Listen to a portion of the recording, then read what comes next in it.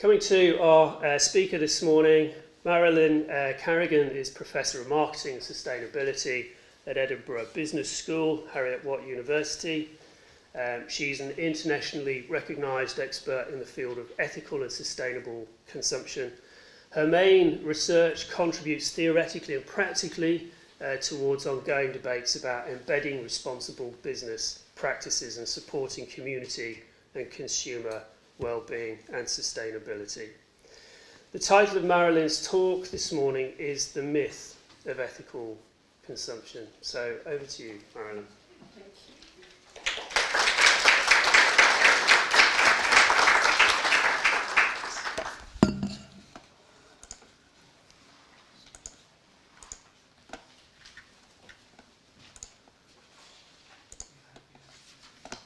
you. Lovely.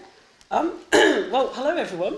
And first of all, I just want to say thank you for inviting me to York University, and particularly to the Department of Sociology. I'm actually an external examiner here in the management school, and I collaborate with colleagues as well on sustainable business research. But given my work is sort of very interdisciplinary in nature, it's really great to be part of this event. So thank you, Adam and Emikan, wherever you are over there, for inviting me. So the title here is, as Nick said, Misinformation and Rumour, the Myth of the Ethical Consumer. And I want to give you a little bit of background about who I am, really, so you can understand why I'm here talking about this topic and also why I got invited. So, as Nick said, I'm currently a professor at Edinburgh Business School. My title is Sustainability and Marketing, which I find quite interesting because I started out as a marketer, and I think I actually ended up becoming a bit of an anti-marketer in the end. So sometimes I feel a little bit of an anomaly in the business school. So although I'm based in the business school, I actually work a lot with people in other schools, and in particular up in Scotland I work with people in the Lyell Centre who are essentially marine and land conservationists. So that's really, really interesting work. But over the years I've worked with a whole range of, sorry, I'm actually going to move this on because I do have a, hold on, bear with me. Oh, here we go. There we are. Yeah, I'm a qualitative researcher. You can tell. There'll be lots of pictures in this presentation. So over the years, I've worked with a real range of organisations. Some very large and very multinational. Some very small and local.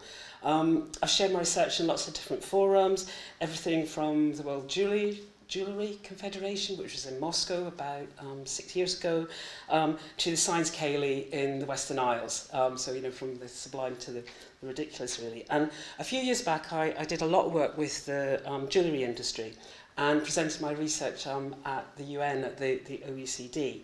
I also did quite a bit of consulting for Fairtrade Gold when they were launching their Fairtrade wedding rings.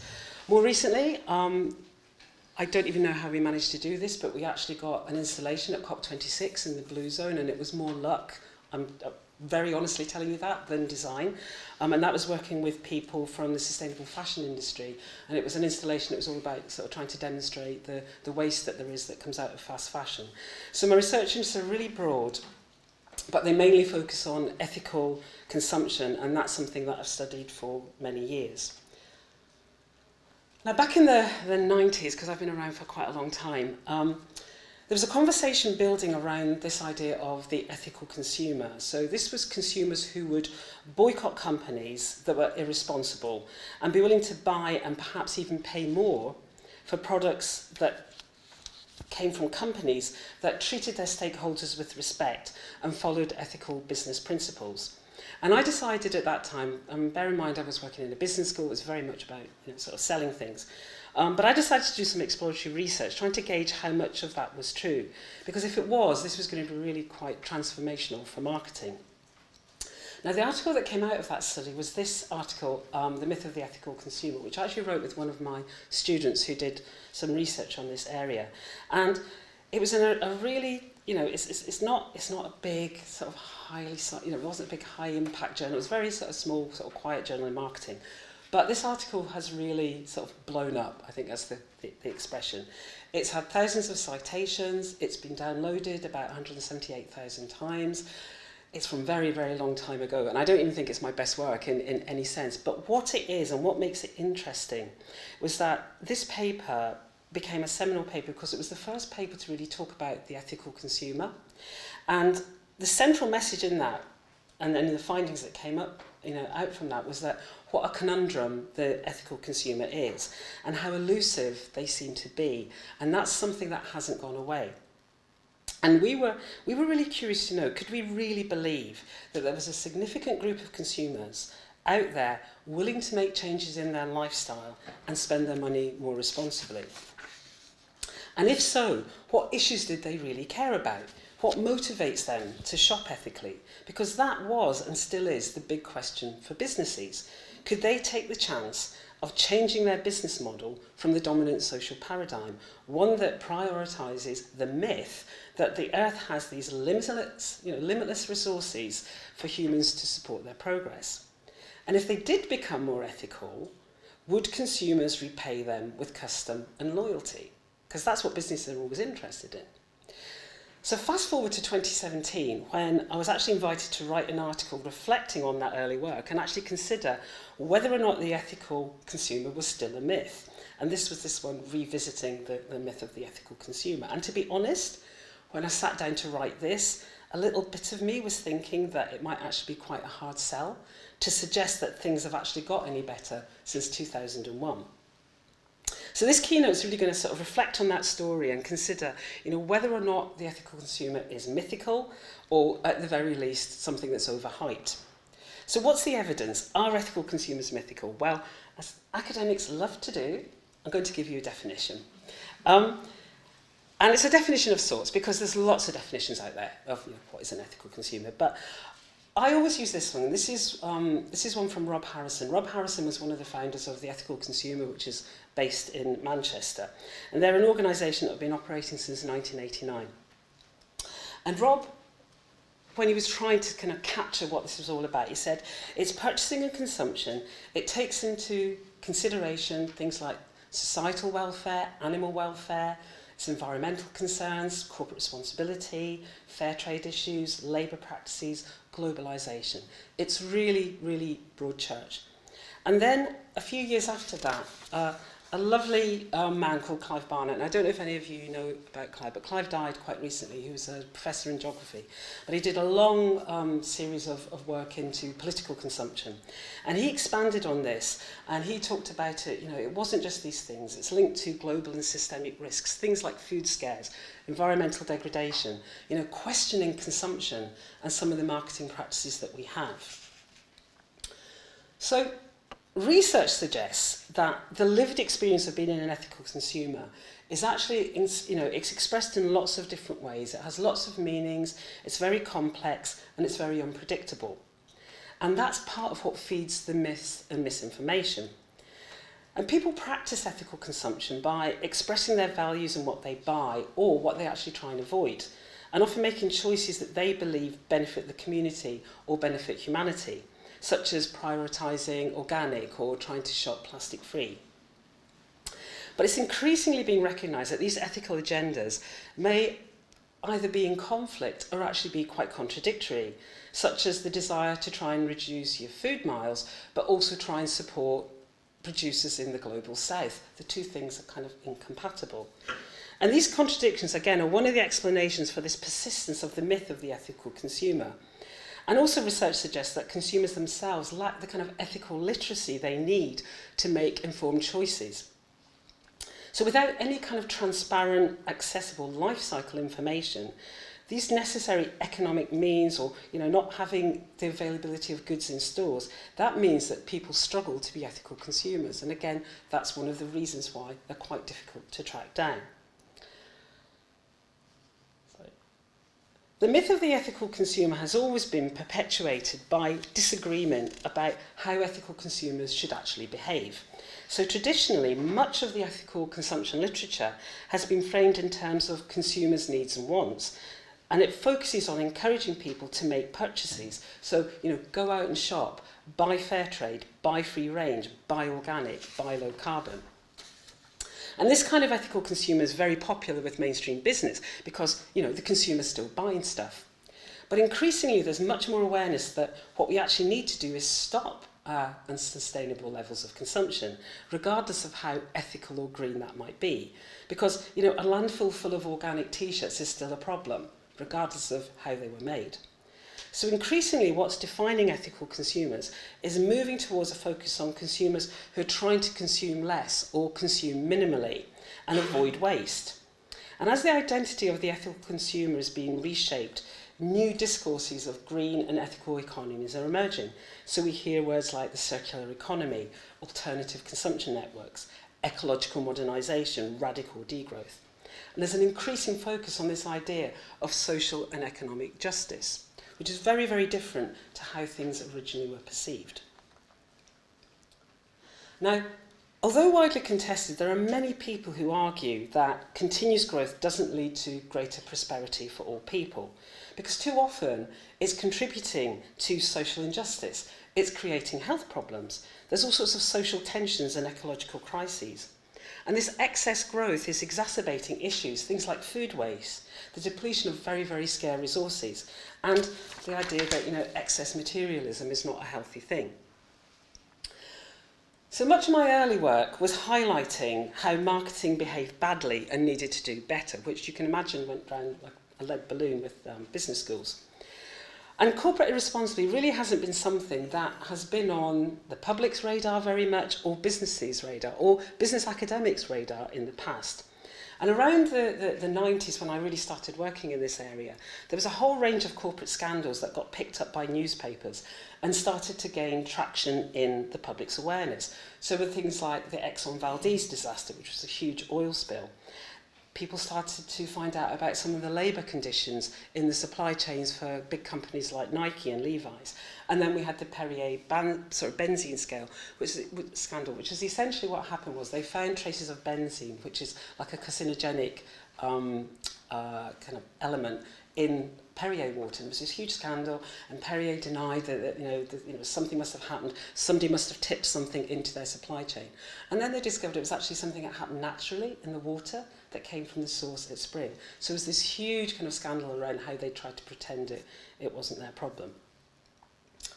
At the same time, Hollywood started to get interested, and they thought, well, these are really good stories, and we've had all these films. We've had The Insider, The Constant Gardener. Blood Diamond was one that was very much on the minds of a lot of the jewellery people that I spoke to. You know, they hated Leonardo DiCaprio. It kind of made them all look really bad. But the truth is, you know, it didn't really make that much attention. People went and they saw it, but it didn't necessarily change how people were behaving in their shopping. So many of the areas that we study today, things like social marketing, environmentalism, political consumption, they were really quite invisible in mainstream marketing practice and education around this time. But it was at this point that marketing and consumer researchers, a bit like myself, a bit like you PhD students sitting here, we were all kind of getting together at workshops like this and going, well, we're not really happy with business and no one's really listening to what we're saying, but, you know, we don't think it's okay. And it was people like Ken Peaty, who's based at Cardiff, Deirdre Shaw, who's one of my colleagues up in Glasgow, Andy Prothero, who's out in Ireland now. They're all profs now, so there is hope after your PhD. But, you know, we began to, investigate issues related to consumption and responsible business. And we just felt somebody has to challenge this entitlement of business as usual. So, while it might seem that there's this groundswell of ethical consumer behaviour taking place, the reality is that ethical products really only represent a very small proportion of overall sales here in the UK or in the United States or in Europe. And there was this report came out quite recently from the Ethical Consumer. They do a kind of annual review of ethical spending, and it was like a post-pandemic one, and they found out that it's kind of got a bit worse in the pandemic as well. Now, what this says, it says basically the percentage of households who have made a purchase in this area. So, you know, before the pandemic, 15% of households had bought something that was fair trade. After the pandemic, that's gone up to 27%. So there's some losers and winners here. So it does seem that we're doing more local shopping, not surprisingly, since most of us couldn't travel anywhere. We did get into local shopping, and that's had a bit of a spillover, and that's been a good thing. But we're using less public transport. I mean, I drove down here. Adam was like urging me to take the train. I'm really glad I didn't, because there's a train strike tomorrow to get back up to Scotland. But, you know, there's been shifts, and those shifts are not, in the sum of all parts, are not necessarily in the right direction. Now, some people have argued that ethical consumption, is simply a middle-class guilt project that's kind of been cynically hijacked by profit-seeking companies. And it's led, critics to really cast doubt on, the experience, and the existence and the actual effectiveness of ethical consumers. And of course, consumers themselves are often accused of being largely amoral, very self-interested, and more rationally, economically motivated, and just really focused on serving their own needs. At the same time, critics of marketing, people like Paddy Dolan and Kilburn have long argued that, the dominant social paradigm means companies are always going to be focused on selling more products, encouraging the public to consume because that's how they maximise profits. And as the debate's evolved, it's been recognised that this original ideology of marketing, which is driven by this mantra of more consumption, is completely at odds with sustainability and responsibility. And adding to this discomfort, we found that as interest and understanding of the ethical consumer has grown, increasingly researchers are actually questioning the agency of the ethical consumer, given we're in this very neoliberal economy that's driven by consumption. So I'm just going to have a drink.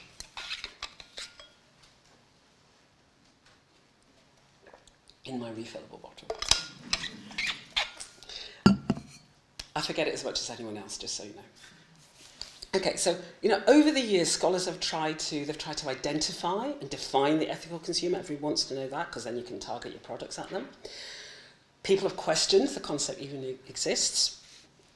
And that's, research that was done by Tim Deviney and people who kind of went and did studies in lots of different countries and found that very few people were even interested in this back in 2010.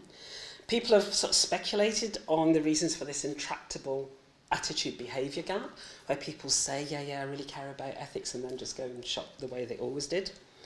And they've kind of reflected on the role of ethical consumption and how that really has a place in mainstream marketing. So what is the evidence? Are ethical consumers mythical? Well, when we studied the ethical consumer back in 2001, there were lots of reasons why there was very little evidence of a significant amount of ethical consumption. So first of all, the very kind of obvious one was that there were very few commercial rewards for companies to be ethical. And perhaps more importantly maybe, there were even fewer penalties to being unethical. So there was very little risk to being an unethical company. The fines were pretty low. You were lucky if you ended up in court. So you're unlucky if you actually, ended up in court and someone took action against, something like an Exxon Valdez spill. And there were these value action gaps that were rife because, companies were saying lots of things, but there's lots of greenwash going on, and they were just kind of pretending to be doing, sort of ethical things. And then there was this idea of ethical paralysis, sort of corporate ethical paralysis, where you had all these competing stakeholder interests and companies didn't know who to prioritise. They didn't know, should we be looking to the shareholders, should we be thinking about our suppliers, or is it about the communities that we work in, whose interests? Because clearly some of those interests are in conflict. Consumers themselves were really disconnected from production. People paid very little attention to where their goods came from or the production conditions that goods were being made in. In fact, they were just invisible. They just weren't even on people's radar. And most consumers were either informed, they understood, but they just were quite complacent, or they were completely uninformed and had no idea some of the kind of really unpleasant things were going on, or they were just bewildered. They just didn't know what to do. And probably most importantly, price, value, quality, brand familiarity. Whenever people were being asked what makes you buy what you buy, these were the values and the criteria that they were looking for, much more than societal criteria. So consequently, you had these attitude behaviour gaps. So the study of attitude behaviour gaps has dominated the search for the ethical consumer, and it's research I've done over the years as well. And it's just consistently revealed that consumers express these ethical concerns, but they can't always be relied upon to act on them. And even though it's been extensively studied, it's been critiqued, there's really very little consensus exists on what causes that tension. Now, some suggest it's the sheer breadth and complexity of ethical consumption that just requires far too many convoluted trade-offs that makes people just go, ugh, can't be bothered, I can't do this. A good example, probably really common to everybody, is how difficult people find it to decide what to put in your recycling bins. You know, how do you cope with soft plastic? Can you recycle till receipts? Just so you know, you can't. You shouldn't put it into your paper. So anyone who's doing that, stop doing it. Because apparently receipts contain material that contaminates paper recycling. I know, I didn't know that either, but I do know. Okay, someone told me that. Okay. So, you know, it's just these even small daily problems, we just, you know, we don't actually have the information on that. MacDonald and Newham, colleagues of mine, did a paper quite recently, and they kind of really tried to pull this together. And they suggested that part of the problem is we have this flawed evidence base for attitude behaviour gaps in ethical consumption. Surveys, which lots of people have done, pretty much fail to capture the reality of people's very complex worlds and lives. You know, they're good at getting certain kinds of answers, but they don't really get to the complexity. Survey and research design might be partly to blame. In the past, they focused too much on people's intentions and not on what people actually do. So that ask people, when you go to the shops next, do you intend to buy fair trade bananas? And people go, yeah, of course I do. And then they go to the shops and that's not actually what they do. So rather than mentioning what people actually do, it's kind of measuring what they think they would like to do. Self-reported ethical behaviour is used a lot, but, you know, we're all human, it gets exaggerated, it often gets idealised. So you don't get accurate measurements due to that kind of social acceptability bias that you find. And due to business interests, we've been focusing much more on consuming rather than avoiding consumption. It's all been about what will make you buy these things rather than what will make you stop buying these things. Increasingly, the use of qualitative studies has revealed far more complicated explanations for people's actions, which reduce the gap, but I don't know what it feels like for you guys, but certainly in academic business research, qualitative methods are not that popular. So more recently, not surprisingly, you're going to like this, but sociological perspectives have been gaining a lot of traction in this area of research, and certainly in terms of getting a better understanding of ethical consumers. And they've been focusing much less on cognitive, rational decision-making. So a lot more research is starting to put emphasis on things like people's cultural backgrounds. It's putting more emphasis on things like personal histories, social context. Other approaches are starting to look at ethical consumption as identity work, you know, looking at people's habits and practices and routines. And it's proving much more informative about what makes or doesn't make an ethical consumer. So I think part of the reason for the myth of the ethical consumer is that we've been trying to find simple answers to what are actually really, really complicated questions. And we have to just really understand, you know, human psychology is not simplistic. People's tastes are not stable. You don't just find out what they are, and that's how, you know, how they're going to be and how they're going to behave in every situation. People are neither fully rational, nor are they completely selfish. And the inconsistencies you see in people's behaviour are actually quite coherent if we look at ethical consumption as part of people having these multiple identities and life projects. And the example I always like to use is that, you know, yeah, I'm an academic, I'm a woman, I'm a wife, I'm a mother, I'm a dog owner, you know, I'm a friend, I'm all these sort of things. And I'm a professor of sustainability and marketing. But when I lived in England and my daughter lived in Glasgow and she was having quite a hard time as a student at university, I used to fly up at least once a month, which is horrendously unsustainable. But I know exactly what I was doing. It was my role as a mother was top trumping any ideas of myself as a sustainable professor, because that's the only way I could do my job, get up quick and help her out. So that's the kind of dilemmas that we all have in our personal lives. So the more we study consumption, the more we recognise that it's embedded in these relationships of obligation rather than simply a rational, individual and autonomous behaviour. And we make these decisions as members of households and families and social networks and communities. And people can actually only consume what's available, what they can actually afford, and what's accessible. Otherwise, they can't do much about it. So increasingly, the evidence base for the ethical consumer is growing.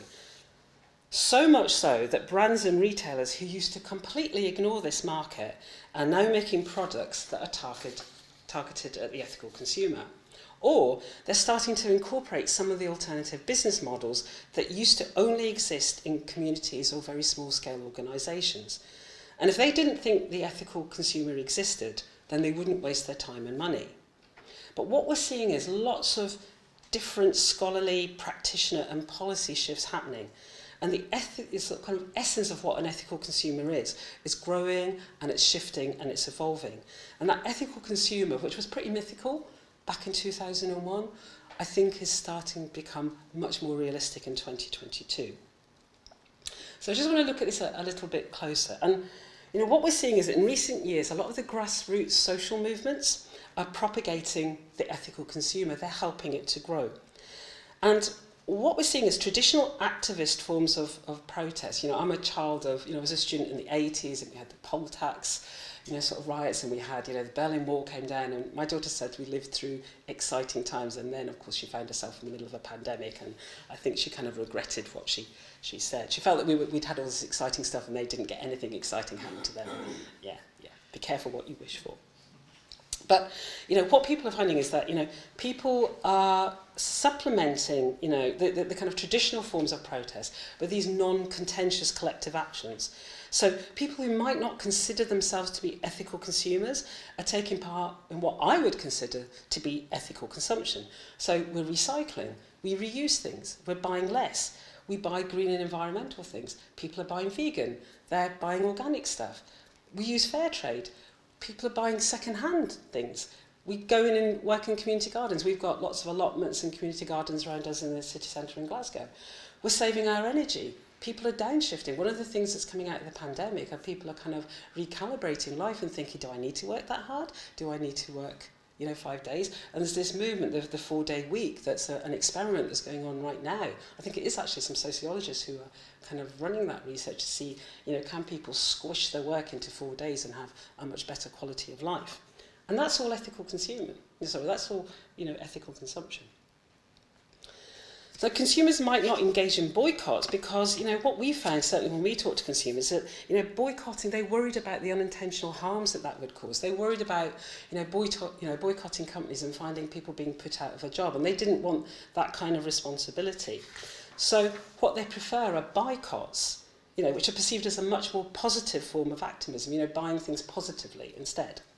Now, the ethical consumer in their annual survey try and capture these very kind of intangible measures. So things like junk food cafes and repair cafes. How do you actually measure that activity? Do you measure it in, the amount of toasters that are informed, or the amount of food that doesn't go to landfill and instead is, sort of turned into meals in junk food cafes? And we're doing all sorts of different things. We're in, there's the sharing community now. We're pooling, we're renting, we're borrowing instead of buying. Things like liquid consumption, this idea of, sort of digital consumption. We're much more interested in experiences over products now. It's changing. The trouble is the wider marketplace doesn't acknowledge necessarily or count these activities. It tends to perceive them as alternative and insignificant compared to, how many sort of green things that you buy. And what that does is it clouds the evidence that the ethical consumer exists. Yet, alternative consumption spaces actually reduce and rebalance consumption more responsibly. And what's really important is they challenge this throughput of excess consumption and waste. So if we're going to truly capture what an ethical consumer actually is, how we measure that is going to be critical, as are the kind of theoretical and methodological ways that we go about it.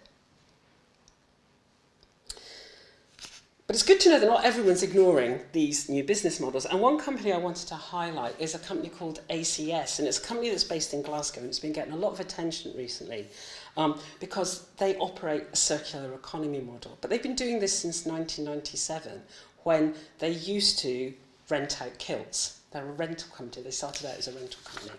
And I don't know if is anyone in here Scottish at all? Okay, so it's only me. So kilts are a thing, obviously, in Scotland, but they're also a really expensive thing. People wear them for weddings, they wear them for graduations, New Year, any celebration, people get a kilt. But a lot of people, don't want to invest in a kilt because very expensive item, people's body shapes change over the years, and so it's much easier to rent. And this is what their business was originally premised on. But what they do now is that they renew damaged usable returns. So, you know, when people are sending for all their ASOS stuff and then, you know, they're ordering 20 items at once and then sending 19 items back, that goes somewhere. And for a long time, it's been going nowhere. It's been going to landfill and it's not been getting used. But this company take this stuff and they take this kind of pre-loved clothing, as they call it, and they turn it back to like new condition so that it can be resold and, as they say, reloved by the next customer.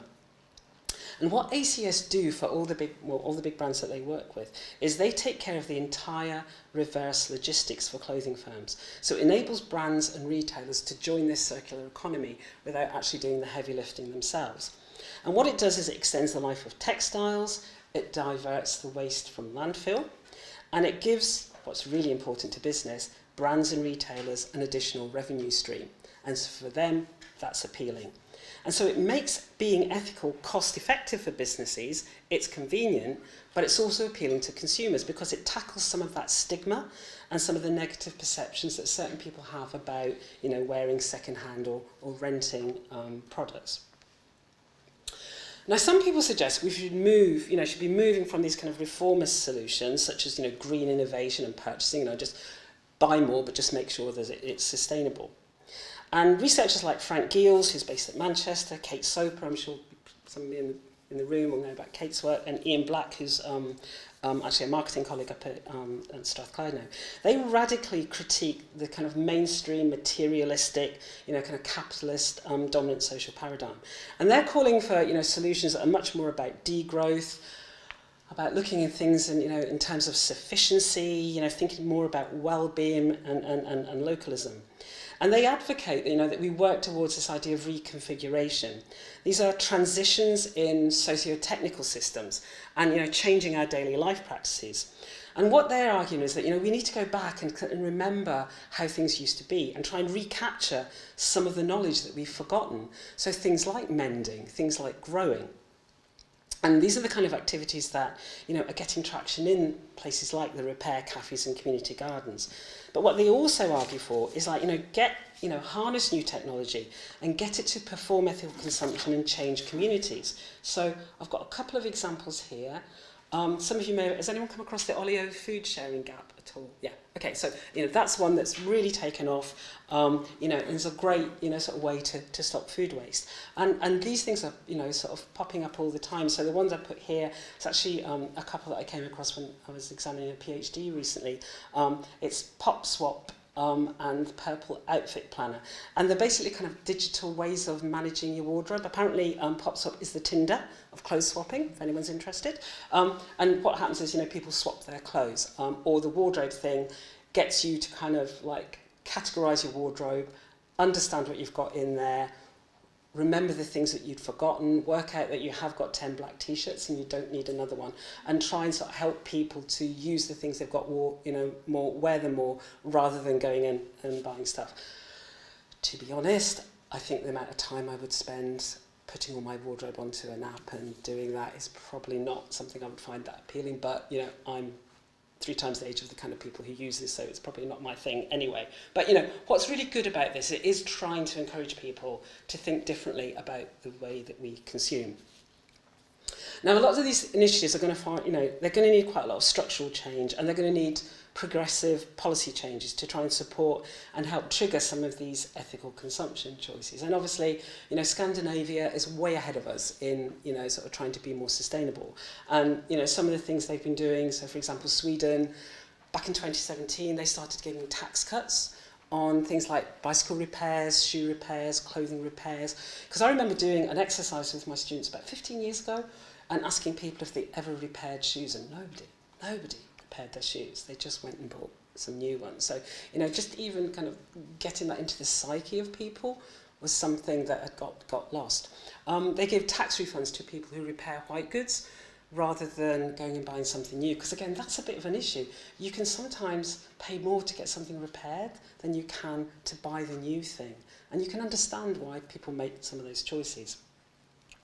Back home in Scotland, they've been introducing a lot of their own policies. I know that Boris isn't necessarily happy with some of the things that Nicola does, but, you know, there's been some quite progressive stuff there. So we had the single-use plastic ban come in the 1st of June. Eventually, at some point, apparently we're going to have the deposit return scheme that's going to happen next year. That was meant to have been rolled out this year. There's been some complications. But essentially, this is, you know, where you pay a bit extra on the sort of bottle of pop you buy, and then you take it back and you'll get a refund. And they've just recently announced a 2 million circular textiles fund to try and tackle fast fashion and waste. So they're trying to channel the money that way. And it's a mixture of carrot and stick, but I think importantly, some of these choice edits, certainly the thing like the ban on single-use plastics, it kind of makes us all ethical consumers by default because we have no choice. These are the things that are going to be happening. As I said earlier, really for too long, the consumer's been very disconnected from how their goods and services are produced. And while high-profile scandals, things like the Rana Plaza collapse, and just very recently there was a lot of poor working conditions were discovered in Boohoo's factories down in Leicester. They kind of caught the public attention, but mostly the supply chain is really quite invisible to consumers.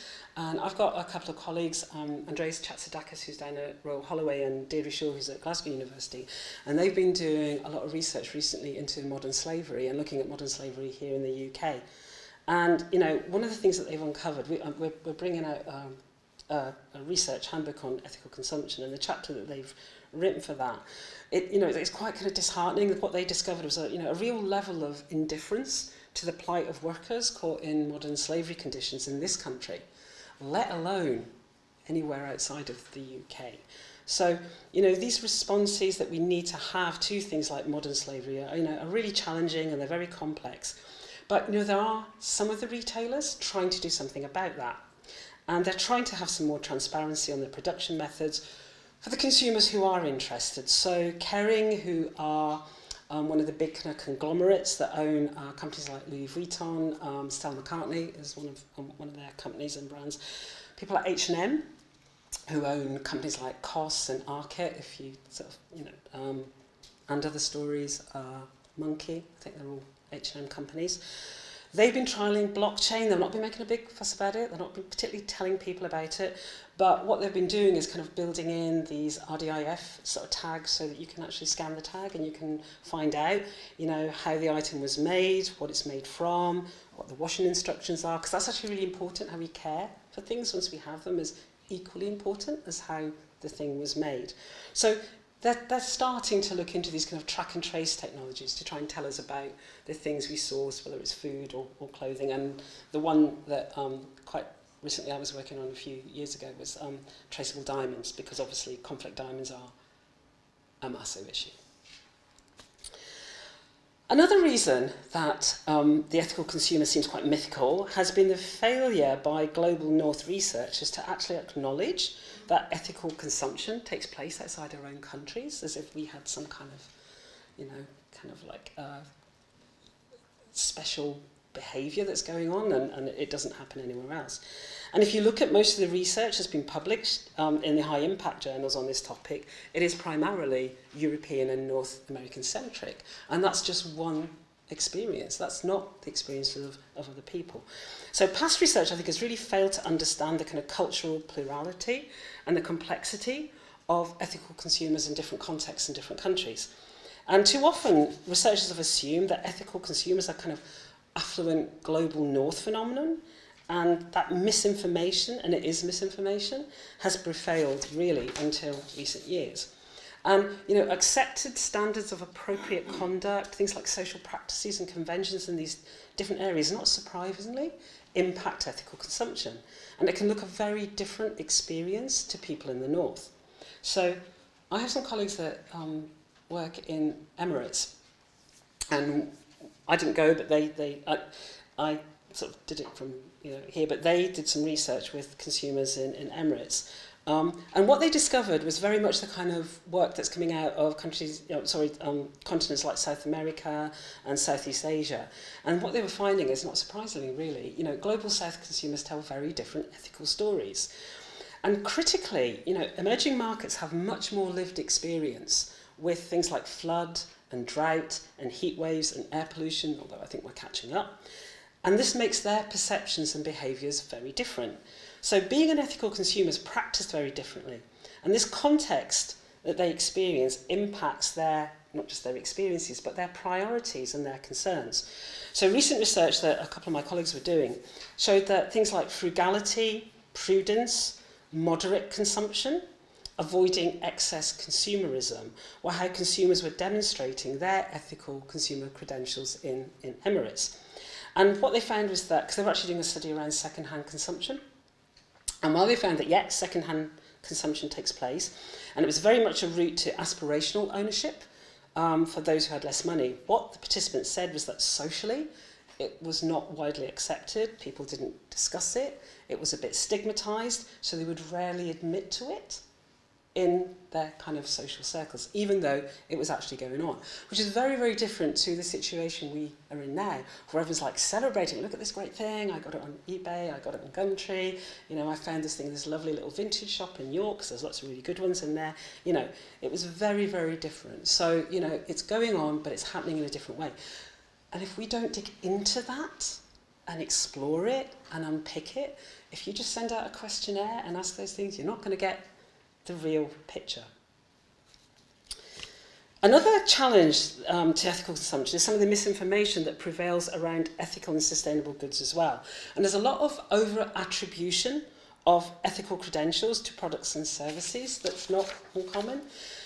Now, consumers can believe they're doing the right thing, but then, unfortunately, sometimes they discover that their actions are either pointless or even more damaging to the environment than they originally thought, which is really, again, very disheartening.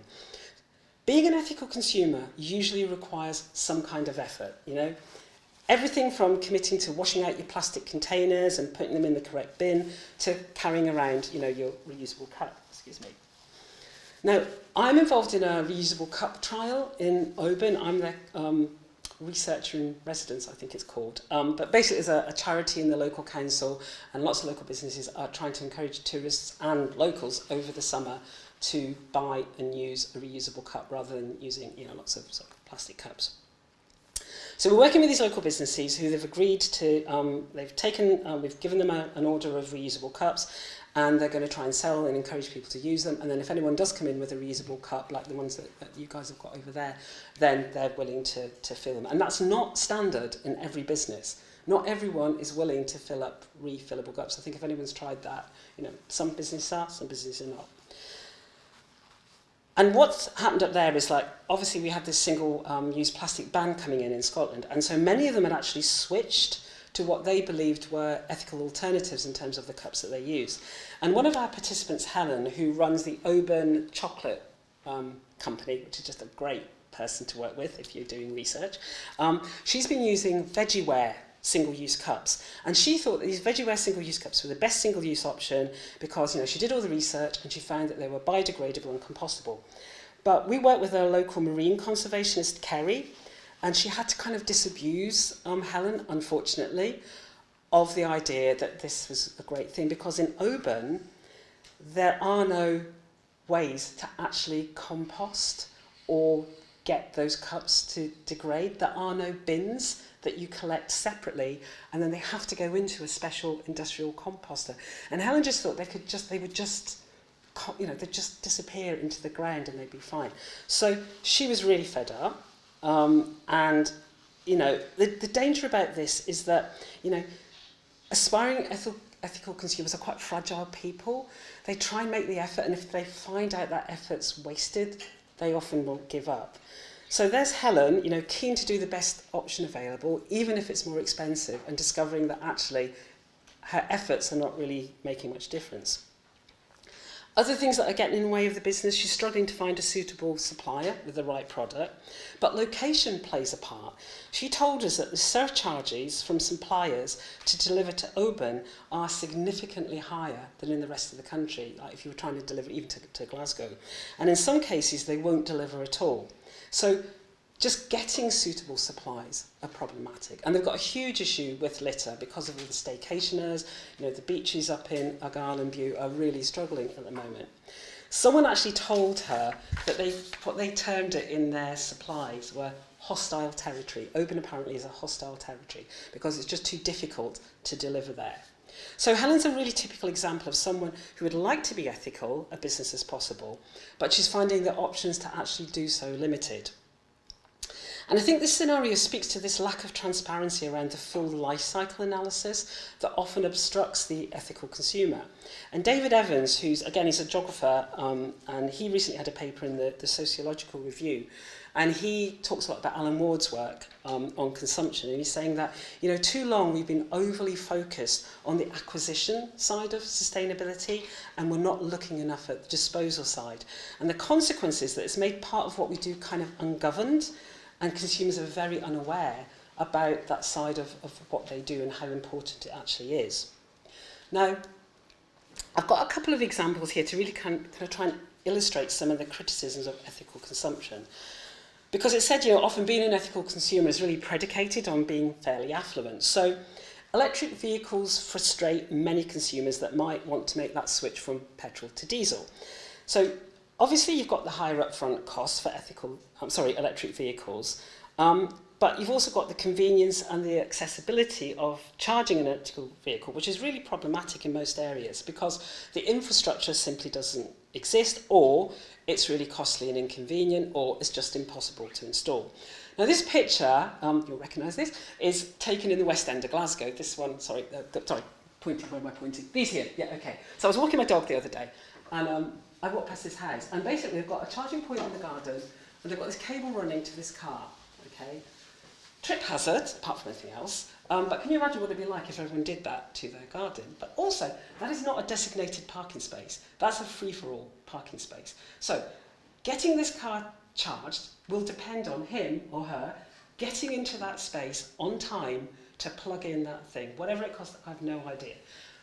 And that's great, and it's great that that's happening, but if you think about, it's just not an option for most people in Glasgow, because most of the housing stock in Glasgow looks like that. 3- and 4-storey tenement buildings with umpteen flats in them. You can't charge from a top floor flat or a second floor flat, or sometimes not even a first floor flat. There's just not that infrastructure. So there are no charging points or parking places to even put them in, and the cables obviously can't be run. And then in terms of the life cycle analysis of the sustainability of electric vehicles, I don't even want to get into what you do with the batteries once the battery life runs out, but you know, you want the energy to charge those vehicles to come from green sources if it's going to be truly sustainable. And while the environmental cost of, you know, using petrol and diesel cars is huge and awful and unsustainable, we also need to make sure that the technical solutions we come up with as alternatives are convincing in ethical terms and persuasive for the consumer. Because otherwise, these solutions are going to inevitably be limited to a very small number of ethical consumers. The chair is another example I want to use. It's a similar challenge for people who want to be more ethical. Now, the cost of this second-hand chair, I can testament, it was my chair, was far less than going out and buying a chair from a sort of like brand new, furnishing store. However, the cost of getting it recovered to how I wanted it was substantial. Now, obviously, I'm on a professor's salary. It's very different for me than what it used to be for me like 20, 25 years ago. But, you know, that idea, reupholstering costs, is really prohibitive. And it's great because I'm stopping that throughput of new fast furniture. And fast furniture is the new fast fashion. You know, IKEA and the kind of disposability of furniture is becoming a real problem compared to, you know, what we were talking about a few years ago. So it's a major issue, but it's really prohibitive to try and do those kinds of things. So again, it's only really something that people with a certain kind of income can do. There's lots of other inherent tensions that go with trying to be ethical. A few years ago, we did some research down in St Ives. I don't know if anyone's been to St Ives. It's a lovely sort of village down in Cornwall. And we were studying the sustainable local food chains there. There's a huge amount of ethical food activity in the town, and the tourists that go there are highly supportive of the businesses that source locally. There's people that forage their ingredients. There's lots of focus on seasonal produce. However, our participants highlighted the kind of dilemma that St Ives, the town, faces. St Ives has a resident population of about 12,000 people, but it has about 1.5 million visitors every year. And the town can't cope. They've reached what they call peak tourism. And while these visitors keep the ethical food businesses going, because a lot of the time they've got money to spend, it's causing huge environmental damage. It's priced locals out of the housing market, and even people that they want to work in the rest of the day, they can't afford to live in the town. They can't afford to drive there because you can't get parking. There's very little public transport. It's becoming a real problem. And one of our participants, who was one of the tourism promoters, said there, he said, yeah, the town was built as a fishing town. It wasn't really built for the modern day. The ideal sustainable tourism for Cornwall is to send the money, we'll send you some pictures of the holiday you would have had, and just don't bother coming. And that's what we're facing with as an ethical consumer. You know, what do we do? Should we visit St Ives and keep the food tourism alive? Or should we avoid it and reduce the environmental damage that we're actually creating by going there? And it is lovely. Now, the circular economy, which was mentioned earlier in the ACS example, that's being hailed as the solution to our linear, sort of current linear economy. You know, it's kind of like, you know, sort of buy, use, discard, and it's buy, use, and sort of recycle. And it focuses on resource efficiency, and it's been, you know, certainly attracting lots of money from the Scottish government. So this is circular economy is this new approach to try and tackle waste, and it's gaining traction. But again, you know, there's some sort of emerging evidence that some circularity can actually be worse for the environment. So the problem is, and it's great, you know, there's things like, you know, when I was working with the jewellery people, they're doing a lot of remodelling and, you know, recycling jewellery because, of course, no one's going to throw away gold and platinum and diamonds. But, you know, it's things like coffee grounds are getting turned into furniture. The designing jeans out of renewable waste as well. I think it's mud jeans that do that.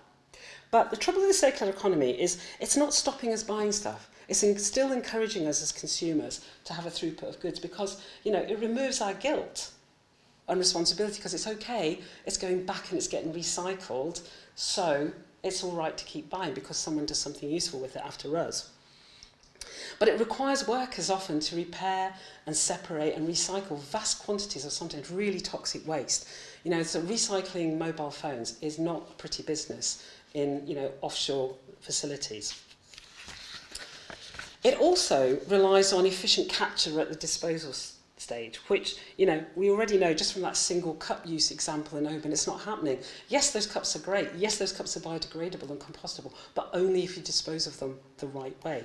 So for the circular economy to be effective, we need this thorough life cycle analysis. And while it does offer lots of advantages, I think we have to guard against overstating the efficacy of this approach unless it's properly managed right across the life cycle. Very simple example of this is fleece jackets. I bet most people in the room have got a fleece. And they were heralded as sustainable because the fibre is often sourced from plastic bottles, which you can see on the screen. And it's recycled plastic, and, you know, obviously that's a way of dealing with waste. But unfortunately, the synthetic microfibres in them, the tiny bits of plastic shed from fleece jackets and other clothing in the wash. So during laundering, a single fleece jacket sheds about 250,000 tiny little pieces of plastic.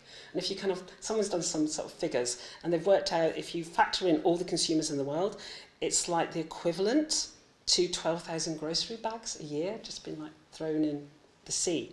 So we can mitigate this, you know, it depends on the kind of washing machine you use. Apparently top loaders, which are very popular in America, are worse than front loaders. Who knew? I have no idea why. The kind of detergent you use matters, the length of wash that you do, the temperature of the wash that you do. But consumers are not necessarily aware that the treatment of the garment is as important as how it's made. They're all excited they've bought this really sustainable thing, but they don't really understand that it's then all about how you then treat that garment in the wash. And I think that further emphasises how important this post-acquisition behaviour around products is critical to being an ethical consumer.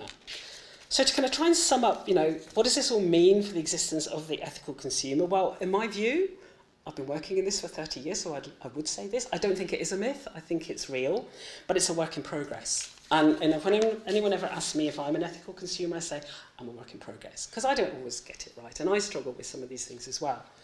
I think social movements are building the demand for local goods, and they're creating local change, but they're also starting to have global reach. I think ethical food and tourism, they're proving increasingly successful. Despite the example of St Ives, I think there's heightened awareness of this thing, and people are trying to do things about it. I think some types of consumption and products are much more successful than others. I think we all know recycled paper, it's pretty ubiquitous. We all know it, we all try and use it. It's kind of, you know, It's embedded in what we do. But, you know, how many people have bought a piece of ethical jewellery? How many people have thought, one of the things people don't really think about ethics when they go out and buy jewellery. Sustainable clothing choices, I think we've got more of those. They're more available. They're still quite expensive sometimes. But, you know, we have options like sharing and swapping and second-hand. But, you know, where are the ethical electronics? You know, where are the ethical white goods? You know, that's much more difficult to buy. So I think it's often very challenging to scale up some of the local movements like reusable cups or zero waste. So I think we have to accept that perhaps some ethical choices are only going to be available perhaps in certain sectors or in certain communities, at least for now, as, you know, hopefully things sort of change. I think the myth of the ethical consumer has been in part perpetuated by the ethical and environmental debate, has taken this very rational view of consumption. And we've taken, you know, we've just really neglected the emotional and the kind of symbolic and the social meanings of our consumption. And I think we've underestimated the need to disrupt our habits more and how complicated making changes can be for some people. And we've sort of taken this rational response at face value, and we've overlooked this idea, you know, consumers are unpredictable and they're inconsistent. They have ethical considerations, but they're quite sometimes product specific. You'll get people who really care about the ethics of their food, but they don't really think about the ethics in their clothing. And it can be very situation specific. One of the things we found in the St. Ives study was that you had people who were really quite good at home and they recycled and they sort of were quite ethical. And they went on holiday and said, oh, we're on holiday so we can relax now and we can do all these other things and we can be excessive and we don't have to worry about these things. I think the choices aren't necessarily individual, and they're often influenced, as I said, by families, by the government, you know, by friends. And so, of course, they're going to have attitude behaviour gaps because sometimes they can do it and sometimes they don't. So I think when it comes to future research, I think we need to focus on what matters to people. You have to begin with the ethical concerns that are already embedded in their daily consumption practice. I did some research a long, long time ago when I had my daughter, who's now 22, so that kind of gives you an idea. And when people have children, they often suddenly become really concerned about the food they give them and start getting quite involved in, you know, giving their kids organic food and making sure it doesn't have pesticides. And sometimes that's one of the kind of triggers, that kind of life transition. So if you look at how people live in their daily lives, you can start to understand some of the things that they'll be able to do. So, but you need to find ways to simplify and rationalise some of the ethical cues that they need. You know, things like the labels, you know, things like, you know, Rainforest Alliance, you know, it tells them, it gives them a message. Give them the disposal guidance they need. Give them the washing instructions that you need to make sure that this product isn't more damaging. And I think we need to give people help to try and resolve some of these ethical choices that are contradictory. You know, buying local might reduce food miles, but how do we know it's actually ethically produced? How do we know that local farmers are not using lots of pesticides and, you know, mistreating these animals? I really hope, you know, they're not, but how do you know? Just because it's local doesn't mean it's ethical. I think we also need to identify some of the tensions and conflicts in scaling up. You know, we now, I mean, 5, maybe 10 years ago, you had zero waste shops. You're now seeing zero waste happening in things like Asda, you know, in Morrison's. They've got, you know, they've got refillables on this shelf. They've got, you know, soft plastic containers. They're trying to do away with plastic. So, you know, some of these movements can be scaled up, but some will only ever have local potential. And, you know, we won't find that it has global potential. But I always say when someone says that to me, because I do a lot of work in sort of small community things and like, well, it's not really having an impact. I say, no, but it is having an impact on that community. And if you add up all the communities around the world that are doing this small stuff, it's transformative. It might not be the big multinationals who are taking this aboard, and yes, we do need that stuff too, but this stuff really matters to people and it makes a big impact on their lives. I think driving ethical consumption through better technology efficiency and design, of course, it's really important. We need to keep doing that, but it's not sufficient, it's not enough. Wherever possible, you know, it's not just about, you know, having green goods and having, you know, sustainable goods. It's about actually just stopping, discouraging that throughput. And again, you know, focusing less on that front end and a lot more in thinking about, well, how do we use things? How do we dispose of it? How do we pass this thing on? So I think as I said, the ethical choices are not solely about us making individual consumer moral decisions. You have to see the context that shapes what we do. You have to see the context that enables what we do, or sometimes actually inhibits us in being an ethical consumer. I think until now, it's true, most ethical consumers that are empowered have been people who've been mainly affluent. They're less likely to be from socially and economically disadvantaged groups, and we need to change that. I think too often social exclusivity is attached to ethical consumption, and kind of choices such as voluntary simplicity or upcycling, they have entry barriers. Most people are trying to work out how to get more work, not do less. You know, it makes a big difference to people's lives. So given all that we know, I think, yeah, there's a challenge for marketers to make ethical options more available. They've got to be more accessible, and they've also got to be more affordable. I know we talk about the true cost, and the true cost is, you know, to the earth, and it is bigger, and we need to think about that. But in the short term, not everyone can always do that. But I think also, I'm not letting us off the hook. I think as consumers, we actually do have to buy less. I think we need to choose well. And I think most importantly, we have to make it last. Okay. Thank you.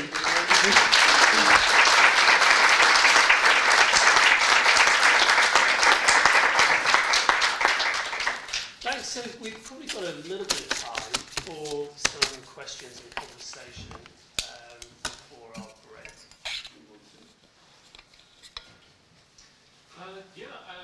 I've got a question about sort of the dark inverse of this, really. And what I think a few people here are seeing on the horizon, which is as the idea of ethical consumption inevitably gets rolled into the culture war, as it were, we get the rise of the deliberately unethical consumer, the people who buy Chick-fil-A, roll coal, and go out of their way to oppose sort of what would be pivoted as woke. And I was just wondering if there's any study or any anticipation being done of this kind of cultural turn. So it's like a boomerang effect. Yeah. Yeah. It's like the people are so kind of sick and tired of it. It's just like, I'm just not going to be that person. I'm gonna, I'm not recycling, and I'm not doing that. Yeah, and I think it's a real challenge, and I'd love to have the answers. I'd love to have the answers for, making us all more ethical as well. But I think, I think it's inevitable you will get people who resist. And sometimes I understand why they resist, because I think some of the conversations with this have made lots of assumptions. They've not really followed through some of the arguments that we're making. And I think it can... I do remember sort of in the early days, it came across as very preachy. It came across as if we're telling everyone what to do, and not really understanding people's lives. So I do understand why some people will go to the other extreme. I don't know what we can do about it. I mean, that's my honest answer. But I think it's a real thing, and I think we have to be aware of it. And it's one of the things that, I'm no angel, and I don't get everything right, but it's one of the things that does sometimes, even now at the age I am, shock me how disinterested people are. And sometimes some of my friends, they just don't care. They think I do this really weird stuff, and it's all very nice. And I don't know how you persuade people. You just have to keep trying. And I think when it comes to those kinds of people, this is where I think the stick is important, that we can do what we can to pull and encourage and support. But eventually we have to bring out the sticks, and that's where policy, I think, is important. And if you can't deal with the consumer, deal with the company. And I think that the best example I can give is a cigarette ban. Is that before the cigarette ban came in, everyone was like, oh, you can't do that. Oh no, there's going to be this huge reaction. And, people and restaurants, pubs said they would never, they would close, they would lose all their customers. Well, none of that happened. And now it's weird to see people smoking inside. It's like quite unusual. So policy can work, but what I think we need is more boldness in our policy. The kind of Scandinavian model isn't perfect, but they are willing to be quite progressive and bold, and I think we need to do that. And I don't want to get political, but I'm not seeing that at the moment. And that's, I think, the way to tackle the people who just like downright refusing to participate in looking after the rest of society. Yeah. Nicola. Thank you for that. It was really interesting. Thanks. You made quite a few points about socioeconomic factors and how it's a lot easier for some people to consume ethically than others. And you said at the end there that needs to change. What can be done then to address that? I think one of the things that would help is to try and put into place products. I mean, if you take the big supermarkets, okay, they're always doing price price deals, okay, because they have huge buying power and they can make those choices and they can sometimes run things at a loss. Why won't they start doing that with some of the ethical goods? I don't know if anyone's ever looked in the supermarket, but for example, if you go and look at food that has less sugar, if you buy things like tins of beans or something, the ones that have less sugar and less salt actually cost more than the ones that have the sugar and salt. So kind of in terms of ethical terms, that's creating a situation where it's cheaper to have poorer health than it is to have good health. And I think when it comes to things like that, retailers can do a lot more about it. I think in terms of cost, I think it's something that the junk foods, the waste that's created in supermarkets. I think if we can do something about, I'm focused on supermarkets because I do a lot of research with food. I think one of the things that's happened, for example, going back to this is a better example, I think. Going back to the thing about the reverse logistics of things that we buy. Amazon were actually just burning stuff and getting rid of stuff. A lot of the big brands were doing that because they didn't want, when the stuff was going back, they didn't want it going into charity shops and they didn't want it going into the market and being cheaper. And there's actually some policy coming out, I think it's coming out in Scotland, I don't know if it's going to be run around the rest of the country, where these goods are going to be put into local community stores and sold and making it more accessible. And they've kind of shamed the big companies because they've already paid for that. It's already a sunk cost. And let's be honest, whoever's buying it, that's not diluting their brand. That's not, it's last year's goods. It's not next year's goods that they'll redesign and make more appealing and price it the price they're always going to price it. So I think there are things that can be done to make, consumption that's less damaging more easy. But I don't have the answers, I'm going to be really honest. And the affordability, I think I can say all these things about, grow your own, swap clothes, buy second hand. It's what my family used to do. I'm a working class professor. Yes, you can come from working class and be a professor and a woman as well. I'd like to just get that out there. Yes, we can all do it. But, I do remember the stigma that was attached to that, like my parents felt about me getting hand-me-downs and stuff. So we've got to get past that as well for people, because I understand why people don't want to do those things. It's ethical, but it's uncomfortable. Thank you so much for your great presentation. So, when you said policies should work, political choices as well actually kind of just works the opposite way. About the landfill, trash going to Turkey as well. Yes. Lots of sentiment and mistrust by people who were recycling. Do you think a solution to that would be yearly, council would actually inform residents and everywhere that every type of recycling thing they're going to recycle, it's going to go to a destination? Transparency. Yeah. Oh, transparency is really important because I think a lot of people don't realise what's happening to their waste. I think it's really difficult. People are doing what they're doing in their homes and thinking that somehow that's going to be treated properly. And half the time it goes into landfill, or as you say, it's getting shipped out to other countries for other people's problems. I think the biggest problem with recycling, I think recycling is a huge issue. It's completely inconsistent across the country. Every council, every area is doing something different. I lived in the city centre of Glasgow and I had literally no recycling because they didn't want the city centre getting dirty because with people's bins and stuff, so we just had no bins and I had to put it into just public recycling. And that's just one example. So I think there needs to be more investment in it. I think we have to have consistent policy right across the country. Not just and then we have to be transparent and tell people. And then, hopefully, people will start to put pressure on, as well as the kind of double action of let's try and reduce our waste, because that's part of it, so we don't have so much waste that's getting sent out. But I think unless we have consistency, unless it's clear, unless it's transparent, it's all going to be hidden, and people are going to get away with these things all the time. Right, thank you. Now, I think we're going to have to take the rest of the conversation into the break. And so it only remains for me to say thank you to Marylyn. Thank you for listening. Thanks very much.